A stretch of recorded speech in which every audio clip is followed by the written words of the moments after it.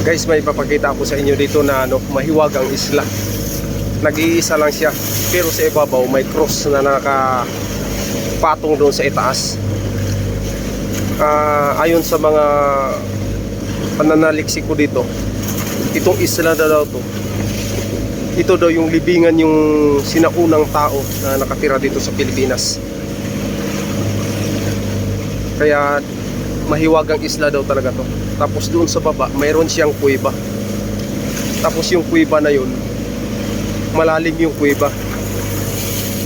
Saka may nasagap akong balita dito na may sumisid daw diyan, pumasok sa kuweba na yan, pero hindi na nakalabas. Ang sabi nila yung kuweba na yan may nakabantay na malaking isda. So siya ang nagprotekta sa maliit na isla na yan. Kaya malalaman natin mga kaibigan, ipapakita ko sa inyo ng malapitan kung gaano ka liit itong isla nito, pero may nakalibing daw diyan na yung sinaunang tao na nakatira dito sa Pilipinas. Ano ba yung sino ba yung mga sinaunang tao na nakatira dito sa Pilipinas? Yun daw yun ang nakalibing diyan. So palapit tayo mamaya, ipakita ko sa inyo. Ito na, nandito na, malapit na tayo. Yun, makikita nyo yung kuweba na yan, ilapit pa natin.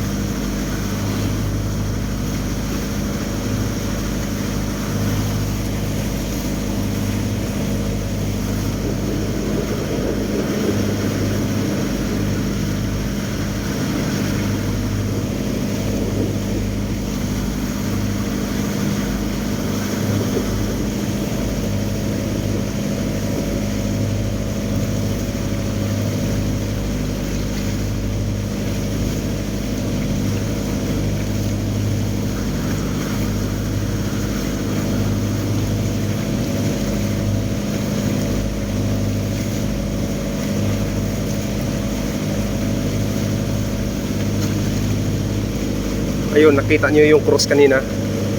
So doon daw yung nakalibing daw yung yung sinaunang tao daw. Doon sa taas ng pinakatuktok nandoon yung cross na nakapatong. So hindi basta-basta rin para pinapalapitan ng tao yan dyan, kasi nakapreserve pala yun. Kaya mahiwaga daw yung niya. At saka pinagbawalan na magdadive daw dyan kasi gawa sa may may nagbabantay daw yung sa kuweba na yan, yung sa isla na yan may nagbabantay na isda. Kasi nagkakaroon kasi ng aksidente diyan na yung tao na sumisid yan hindi na nakalabas, hindi na nakabalik. So napakahiwaga daw talaga yung isla yan, mga kaibigan. Tama naman lang rin na hindi natin pwedeng disturbuhin yung kung anong mayroon doon, kasi nakakadisturbo to sa kanila. So respetuhin na lang natin. So maraming salamat mga kaibigan sa panonood sa video ko. Maraming salamat.